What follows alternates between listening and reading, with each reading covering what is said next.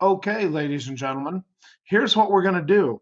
We need to finish up our improper integrals. So part 4, we end up with the integration of 1 over x dx from negative infinity to positive infinity. Now our problem is we now have two infinite bounds. Well, we can't possibly have two infinite bounds. We can't even have one infinite bound. So what I need to do is, just as we had when we had a cusp, or we had something that was otherwise non-integrable, we split it up into two different components. So we went from negative infinity to 0.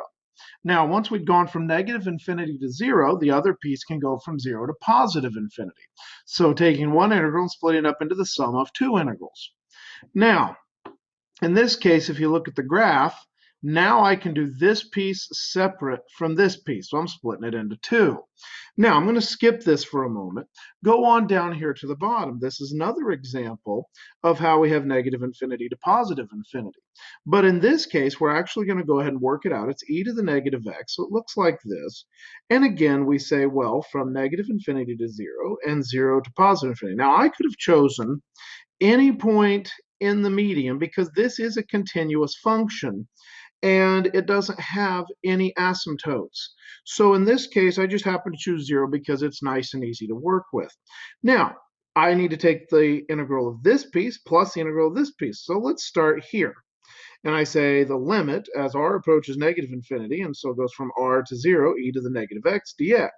Go ahead and do the integration, plug in the bounds, and do the actual limit. And when I do that, I come up with negative 1, because e to the negative e to the 0, well, e to the 0 is 1, so it's negative 1, minus negative e to the infinity. Well, e to the infinity is infinity, so it's minus infinity. I'm sorry, it'd be plus infinity with the sign changes.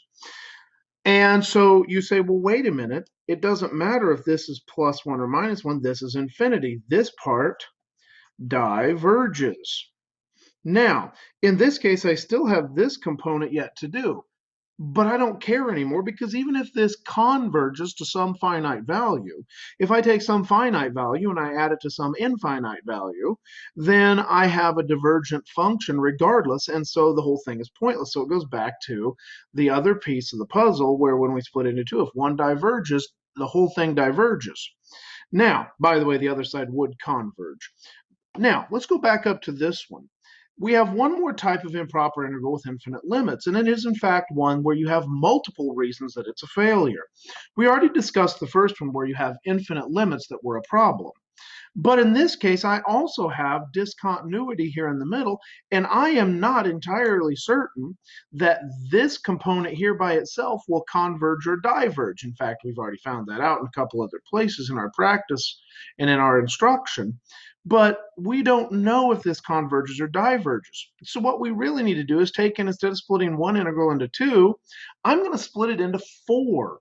Negative infinity to some value a that is finite and continuous and not problematic. Then from that a to 0, where I now deal with this problem or potential problem, then from the potential problem to b that I know is not problematic, and from the non-problematic b all the way to infinity. So I actually have to take one integral, split it into 4 potential, and if any of these diverges, the whole thing is shot. So that is part 4. We'll move on to the comparison test next.